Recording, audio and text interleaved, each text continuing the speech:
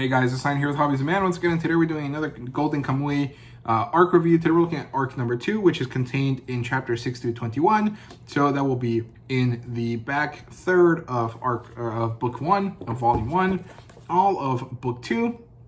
This beautiful portrait there of a Serpa and this nice, silver spine to go along with the first one, which is gold.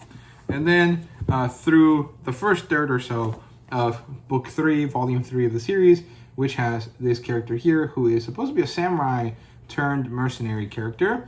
And this has a nice black spine to go along with the story. It would have been nice if it was bronze, but I guess not. So yeah, very good. And this is a pretty interesting story. It's written by Satoru Noda. It's published by Viz Media. You can read it on their website, but I don't recommend it. I think you should definitely get the volumes because the reading experience on the website, according to me, is not very good. I don't like it. The app is quite good, but you can't read it on the app because it's age blocked, because this is a seinen series.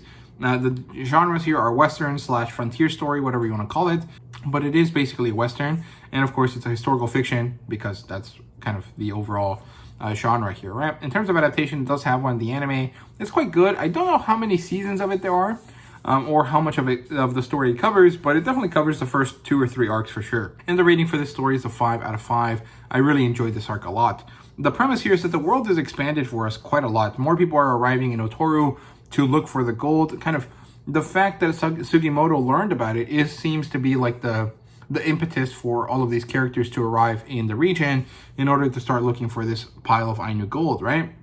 And throughout this arc, Serpa and Sugimoto grow closer and develop a familial relationship with each other. It's quite nice. I really do like it.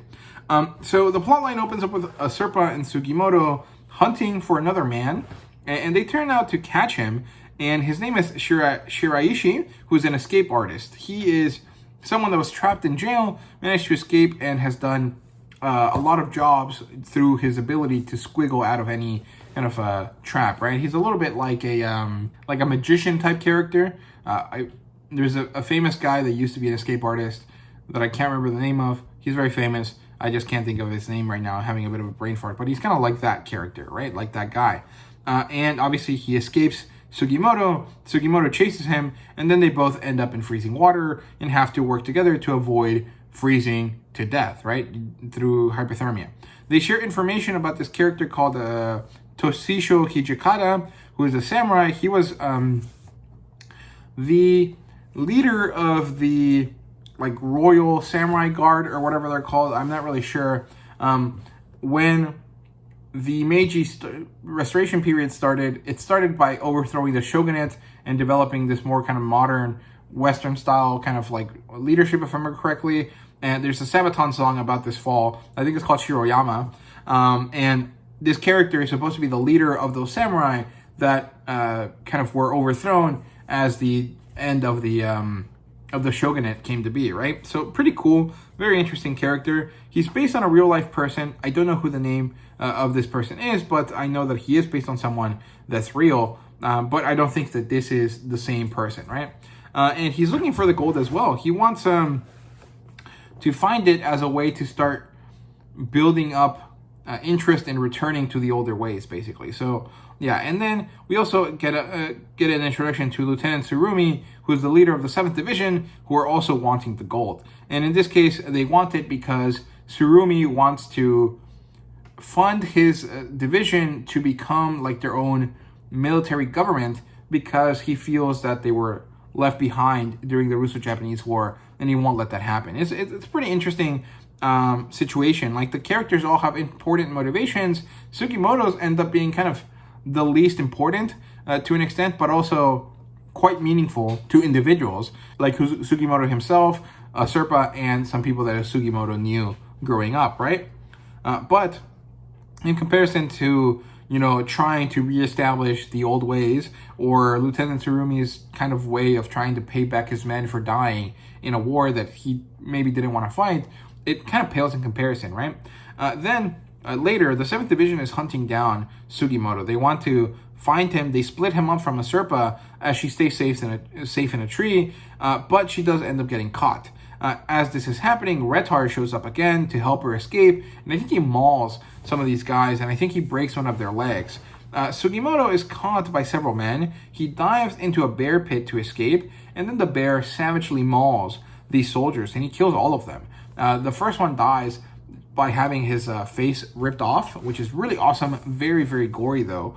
So if you're not a fan of that, maybe don't read this. It's a lot more gory than something like Vinland Saga, even though some of the elements that are, portrayed are pretty similar. So, keep that in mind. And then Sugimoto adopts the child cub that was left in the pit because the mother died mauling those soldiers, right? So Sugimoto and Asurpa now have a reason to go down to Asurpa's family, to their village, and so they do. And we get to meet Asurpa's family members, her cousins and her grandma, and they take some time out of their trip to rest here and to develop their connection with each other, and for Sugimoto to basically be enamored by the Ainu people and the Ainu way just a little bit, right? They take care of the bear cub, and Sugimoto learns that eventually it will be sacrificed in order to appease the Kamuy, the gods, and in order to preserve the way of the Ainu to an extent, right? We transition back to Otoru, where Toshizo meets with Ushiyama, who's another character that was a prisoner who has a tattoo on him, who is in a brothel. They agree to a truce in order to fight the 7th Division, and then we transition back to the village where we see Sugimoto and Asurpa are still resting and developing their connection and their friendship with each other, right? As this is happening, Lieutenant Tsurumi is called out by supervisors, by his leaders, and he goes, crazy. He basically does a bunch of treasonous actions, and he says, our war is not over, it's only basically just begun, right? He doesn't say the last part, but he does definitely say, our war is not over, and he's still hunting for that gold because it will be valuable to him and his division, his people, right? Back at the Ainu village, we see that Sugimoto learns more about Asurpa and decides that it is better for her to live in her village and to be away from him, because him being close to her might actually bring her doom and sorrow and difficulties that she doesn't deserve, right? Basically, Asurpa, her mother died when she was a baby, a child, and her father was an important member of her family, of her life. He was someone that took care of her. He taught her the ways of the wilds. He taught her to hunt. He did all this stuff. And then one day, he seemingly died. And that's because he was part of the group of people that were collecting that Ainu gold that Sugimoto is now looking for, right? And so Sugimoto thinks that if she stays with him, if he continues to interact with her, he might actually bring death and ruin to her, and he wants to avoid that, and so he leaves in the middle of the night. And when Asurpa wakes up, she doesn't like that, and she chases him down. And she manages to make it all the way to Otoru, where Sugimoto is attacked by the 7th Division, by Tsurumi specifically, who captures him and forces him to either join his unit or die. And, well, he's given some time to think about it, and this is when Sugimoto starts to figure out a way to escape. At the same time, Asurpa and Retar track down Shiraishi, who is then forced to help them save Sugimoto from the 7th Division's compound. But the thing is that Sugimoto is already getting himself out, and so they stop their plan midway, and they just join up with him and try to get him out of there, right? And they force Tsurumi to take Fujimoto to the doctor, which is when they plan their escape, and they do so while he's in transit to the doctor, right? Now, Shiraishi is part of the team, sort of. He is accepted into the team, but he's not very... he's not much of a team player. He's only there with them while it's convenient for him to do so, right? And they have a delicious dinner together, and then elsewhere, Toshizo gathers weapons, and they go on a rampage across a portion of Otoru, I think. And to end off the arc here, we get this creepy situation where Nopara Bo, in the prison, looks up into the moon and says Asurpa's name under his breath.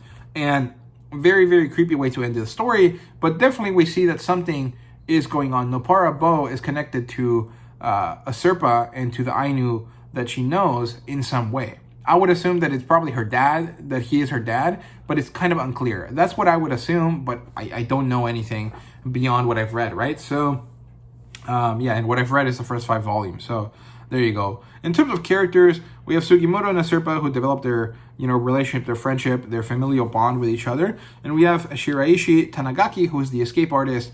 And he's kind of a funny character. On one hand, he is like very willing to go with the flow. And on the other hand, he's basically looking out for himself and no one else. And this is not great for consistency from him, right? For our characters. We get to meet Granny, who doesn't have a name, or at least I don't remember her having one. And we get to meet Osamu, whose name is literally Poop, who is Asurpa's little cousin. I can't remember if they're male or female. I think they're female.